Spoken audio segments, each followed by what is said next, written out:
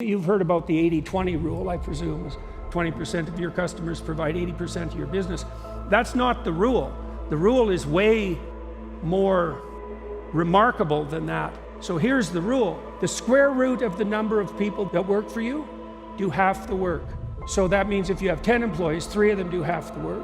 But if you have 10,000 employees, 100 of them do half the work. Now, this is an unbelievably well-documented phenomenon. I'm not telling you something that's in the realm of speculation. This is a solid statistical law. Now, there's a rule that goes along with it. This is very difficult for managerial people to understand because they almost always do exactly the opposite. Spend all your time with your most productive people. Now, the typical manager does exactly the opposite. They find the 10% of their staff that are floundering and spend all their time with them. I can understand why you do that from the perspective of, let's say, sympathy. Although it's counterproductive, you're not going to help them. You don't have the ability, you don't have the time, they don't have the motivation. It's not going to work, you can't do it. You spend all your time with your most productive people, and the same with your own use of time. You spend all your time on those things that you are best suited to do. And you have to be brutal about that. How do you decide who gets your time, what gets your time, how do you politely say no to set boundaries? Because it's got to be all these opportunities. There's opportunity costs, right, with opportunities, so you have to spend that time. Well, there's a variety of ways of doing that, and you have to build, as your wealth of opportunities increases, the infrastructure that you have around you to deal with the opportunities also has to expand. And so there's a variety of ways that you decide what gets your time when you have more opportunities than you know what to do with. And first thing you have to do is figure out what your priorities are, right? So you need a vision for the future that's well developed, and then you have to see if the opportunities that you're being presented with are in keeping with what it is that you're trying to achieve. And that should be very well delineated. Then I have a lot of people who help me with that. You know, I'm surrounded, I wouldn't call them gatekeepers exactly because that's not the right way of conceptualizing them. I have a variety of people around me who help me negotiate and who prioritize potential opportunities for me. And they're people who know why I'm doing what I'm doing and who are on board with that. And so when they're making decisions, I can be confident that they're bringing to my attention and prioritizing opportunities that further the broader mission. And then I suppose that I also use money, because money is the way that we negotiate priority. And so, and it's a very efficient way of doing that. If I have two opportunities that look like they're of equal value with regard to their relevance to my aims, and one pays twice as much, well, it's obvious which one to take. And that's partly why we use money, right? Because money is a universal representation system for value. And it's not perfect because it doesn't fully capture potential opportunity, right? It's like when you're trying to value a company, you can value the company with regards to its current earnings or its profit margin, but you also have to factor in growth, and that's a difficult thing to do. And so if I'm trying to prioritize opportunities, the financial return is obviously relevant, but the possibility for growth coming out of the opportunity is also, now that's more difficult to quantify, but that's also why I have lots of people around me who help me with that. And like I have lots of people around me who do this for me. There's probably altogether, all things considered, there's at least 15 people, there's probably more like 30, who are doing this for me all the time. And so all the opportunities that do end up on my desk, so to speak, have been vetted extraordinarily thoroughly, and they're almost inevitably worth further pursuit. But so, if you're overwhelmed by your responsibilities and your opportunities, part of the reason for that is that you haven't distributed enough responsibility to other people. You haven't set up a team that's of sufficient quality. And then you have to ask yourself why. You know, one possible reason might be that you're not brutal enough to make the hard decisions that are necessary with regards to staffing. So, for example, I've been running a tour now for 8 years, I guess, 8 years. And we're very cut and dried with regards to our touring staffing. We have very stringent rules, and the one rule, for example, is don't bother the people who come and see me. You are obligated to be 100% polite to them under all circumstances, all the time.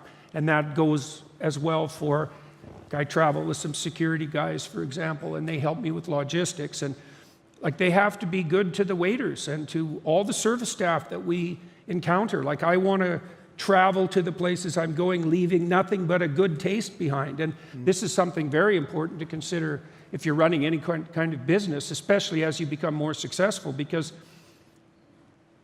if people have a certain degree of admiration for you, let's say, or you're even willing to meet you halfway, and then you disappoint them, they will never forget that, and they will tell like 1,000 people. And you don't have to make many mistakes like that till word gets around and things are not good. And so our policy, especially on the tours, is you don't make mistakes. If you make mistakes, you don't come along. And I shouldn't exactly say that, because people are going to make mistakes. They have to fix them, right? I mean, things are going to slip sideways from time to time, but you have to fix it, and you have to treat everyone well. And that's, our criteria for that are very strict and stringent, and that's the case for all the staffing and hiring decisions that we make. And because of that, I'm surrounded by people that I can really trust, and they have their things to do, and I leave them alone. So that's another thing, you know, if you're overwhelmed with responsibility and opportunity, you've got to ask yourself if you're trying to control too much. And you might think, well, I want to pay every attention to every little detail. It's like, no, you don't. No, you don't. You want to use your time, which is rare, so that you focus on those things that only you can do and that you do best. And everything else that anyone else could do, that should be distributed down to them. And so, and you can do that if you're willing to be picky in your hiring and your what would you say, your willingness to maintain people over the long run. If you're picky about that, then you can distribute responsibility. And the huge advantage to that is then you get to focus on what you're best at and what you find that's most compelling, and you get to further your aims. And there's no loss in that. And it also stops you from getting worn out, and it stops you from getting resentful. And you don't want to get worn out, because then you do stupid things and you die. And you don't want to get resentful, because then you're miserable to yourself and everyone else. And so you maximize the opportunity that's in front of you by building an efficient infrastructure. And then you shouldn't be overworked. Hey, I hope you're enjoying this video, and I want to let you know that I have a new book that's come out, and if you'd like to get it absolutely free, there's a link below in the description, or you can wait till the end of this video, or you can simply go to joesfreebook.com and you can get a copy there. You know, you got to also ask yourself, if you're overworked, if that's a reflection of egotism. You know, because there might be part of you that's thinking, well, you know, only I can do this. It's like, there are probably some things that you're doing that only you can do.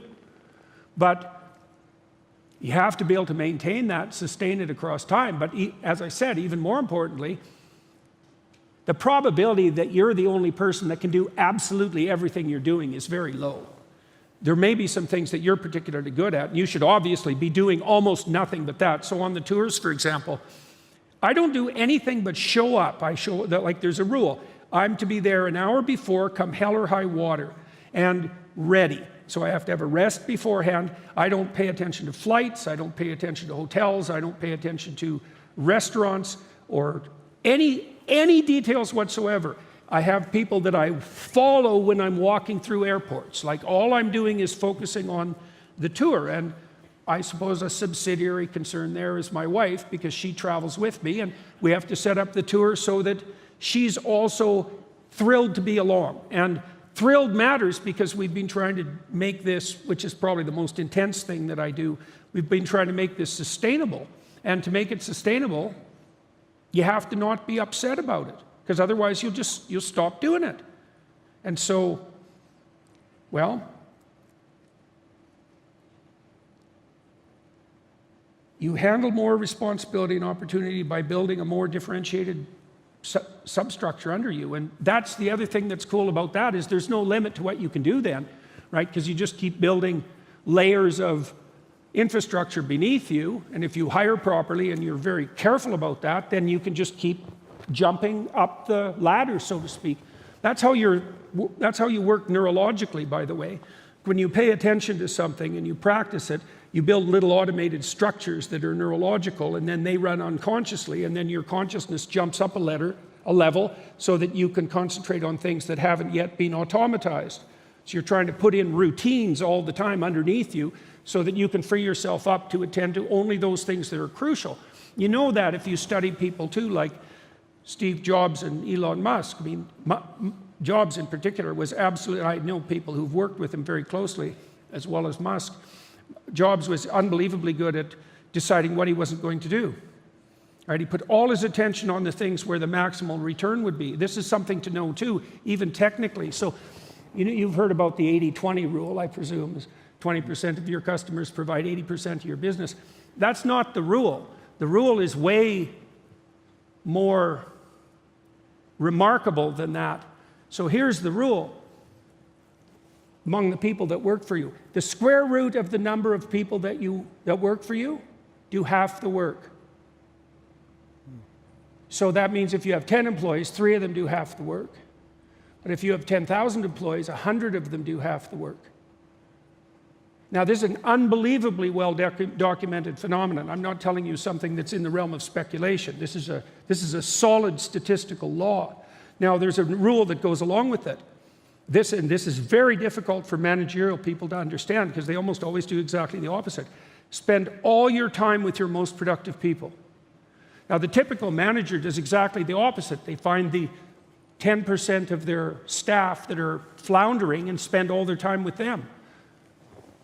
I can understand why you do that from the perspective of, let's say, sympathy. Although it's counterproductive, you're not going to help them. You don't have the ability, you don't have the time, they don't have the motivation. It's not going to work. It's not going to work. You can't do it. You spend all your time with your most productive people, and the same with your own use of time. You spend all your time on those things that you are best suited to do. And you have to be brutal about that. And there's nothing in that that's anything but good, because you end up doing the maximum amount of good that you can in the most sustainable way, and you provide the largest possible number of people with the greatest opportunity. Like, there's nothing in that that's anything but good.